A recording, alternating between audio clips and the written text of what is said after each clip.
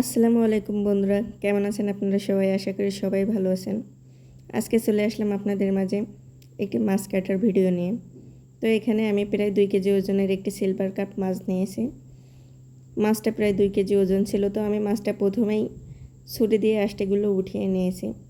আমার কাছে মনে হয় ছুরি দিয়ে আঁশটে ওঠালেই মাছের আঁশটে ওঠানোটা অনেকটা সহজ হয়ে যায়। আঁশটেগুলো ভালোভাবে ওঠানো হয়ে গেলে এখানে আমি মাজনি নিয়েছিলাম। মাজনি দিয়ে এর উপরে থাকা কালচে দাগগুলো ঘষে ঘষে ভালোভাবে পরিষ্কার করে নিচ্ছিলাম। সবসময় চেষ্টা করবেন এভাবে আস্ত মাছগুলো ডলে পরিষ্কার করে নেওয়ার, কারণ আস্ত মাছগুলো ডলে পরিষ্কার করে নিলে পরে পিস পিস করার পরে মাছ ধোয়ার অতটা প্যারা থাকে না।